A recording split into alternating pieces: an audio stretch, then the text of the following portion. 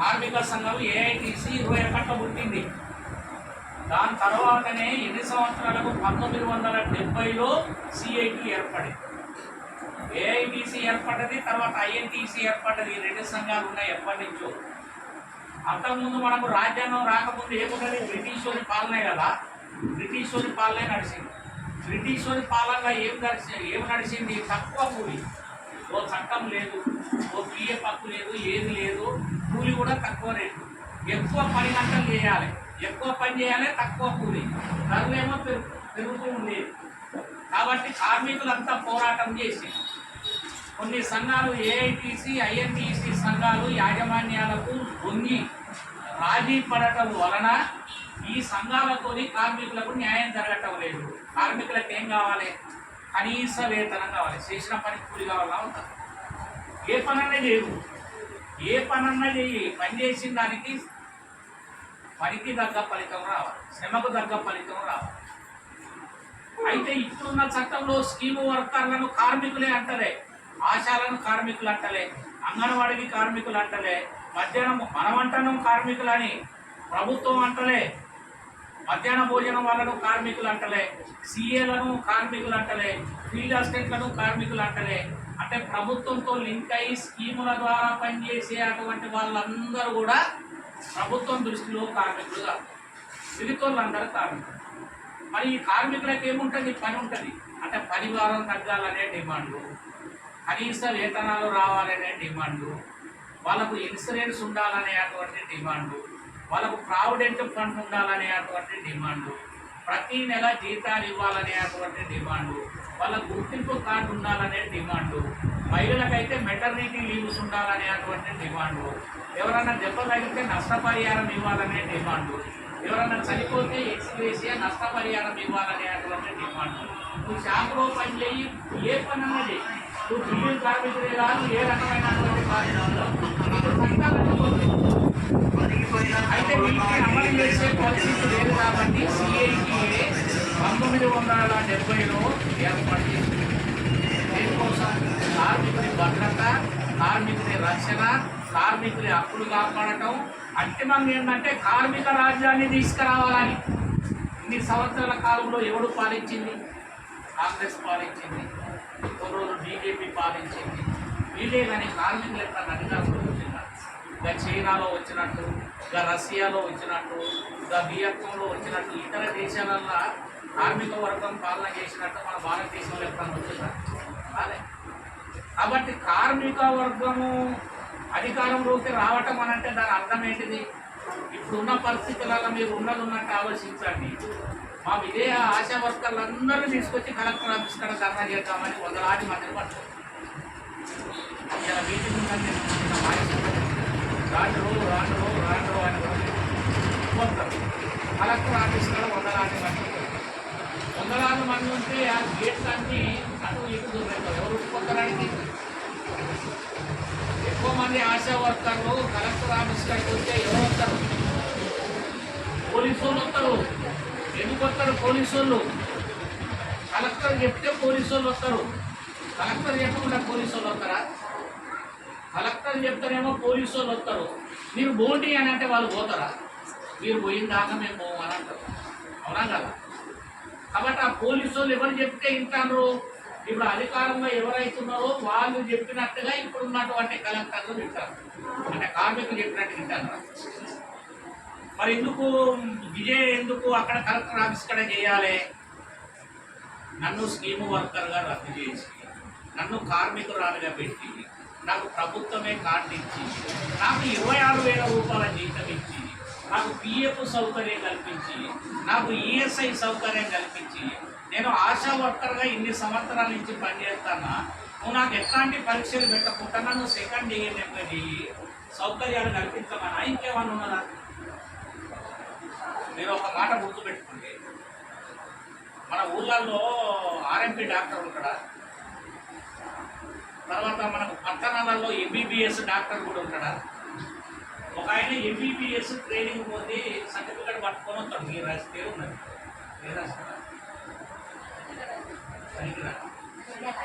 పనికర రాస్తే ఉన్నది.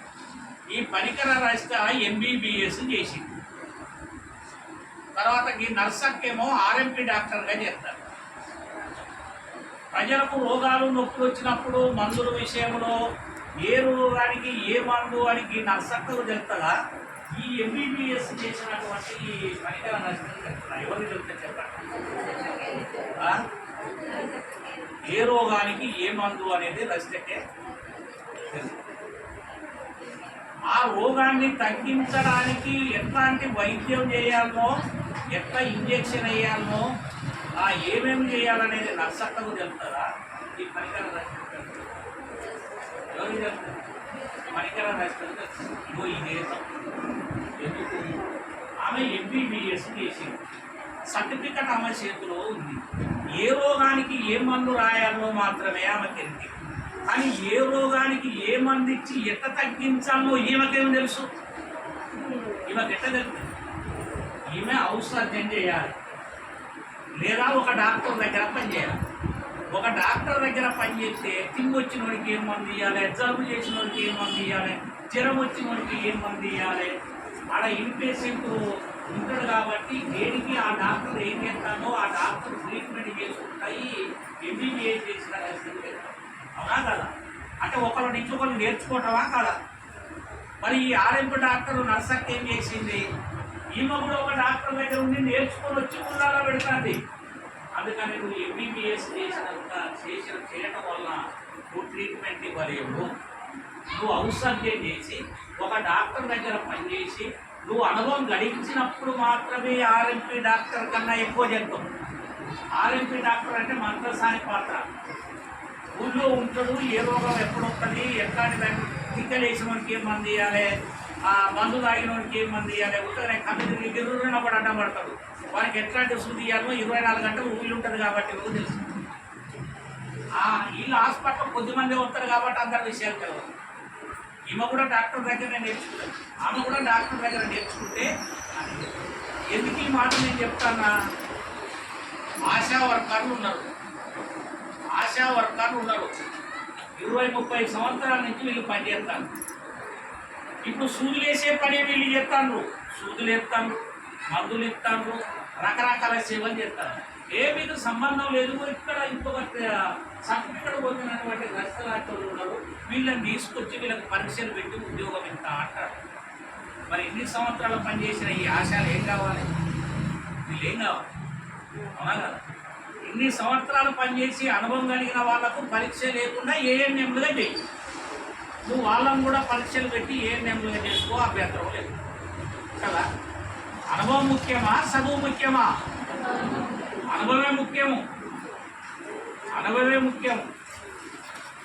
కాబట్టి అనుభవం అనేదే గొప్ప, అనుభవమే అన్నీ నేర్పుద్ది. మీరు అనుభవం ఉన్నోళ్ళు మాకు సంబంధం లేదు. ఇట్లాంటి అన్నీ కార్మికునికి హక్కు లేకుండా, ఏది లేకుండా యజమానులతోనే రాజీ పడి లాలూచి పట్టినటువంటి సంఘాలతోనే కార్మికులకు న్యాయం జరగటం లేదు. అతిమంది మనం అనుకునేది ఏంటంటే కార్మిక వర్గ రాజ్యాన్ని తీసుకొద్దాం అనుకుంటారు. కార్మిక వర్గ రాజ్యము అని అంటే ఏంటిది? కార్మికుడే పాలించాలి, కార్మికుడే సర్పంచ్ కావాలి, కార్మికుడే ఎంపీటీసీ కావాలి, కార్మికుడే ఎమ్మెల్యే కావాలి, కార్మికుడే ఎంపీ కావాలి, కార్మికుడే ముఖ్యమంత్రి కావాలి, కార్మికుడే ప్రధానమంత్రి అయితే కార్మికుడి కష్టాలు చెప్తాయి. ఎవడో అయితే ఎందుకు చెప్తాయి? కాబట్టి అట్లాంటి కార్మిక వర్గ రాజ్యాన్ని తీసుకురావాలని 1970లో సిఐటి ఏర్పడింది. ఇప్పటికి 54 సంవత్సరాలు. అప్పటి నుంచి ఇప్పటిదాకా మనం 22 సమ్మెలు చేసినాం. ధరలు పెరిగినప్పుడు సమ్మె, జీతాలు రానప్పుడు సమ్మె, అన్ని కార్మిక సంఘాలు కలుపుకొని 22 సమ్మెలు మనం చేసినాం. చాలా పెద్ద ఎత్తున. అందుకని కొన్ని విధానాల్ని ప్రభుత్వాలు తీసుకొస్తా ఉంది. ఆ విధానాల్ని ఎప్పటికప్పుడు మనం ఎండగట్టే పని చేస్తున్నాం.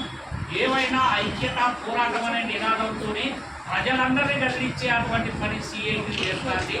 దానికోసం రేపు భవిష్యత్తులో మనం అంతా ముందుండి కొట్లాడాలని చెప్పి తెలియజేస్తూ, మీరు మిగతా వాళ్ళంతా మీ అందరికీ ఏదైతే చెప్పిందో నేను జూన్ నెలకు సంబంధించి స్థిరంగా అక్కడే ఉండే వాళ్ళ పేర్లే రాయండి, వాళ్ళ పేర్లే ఆ గ్రూప్లో ఎంటర్ చేయండి, వాళ్ళతోనే వాట్సాప్ గ్రూప్ ఏర్పాటు చేయండి.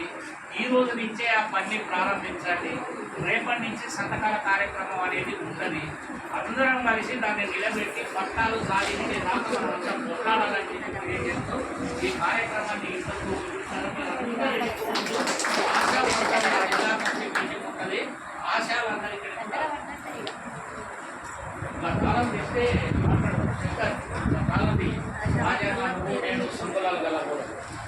అరుణ్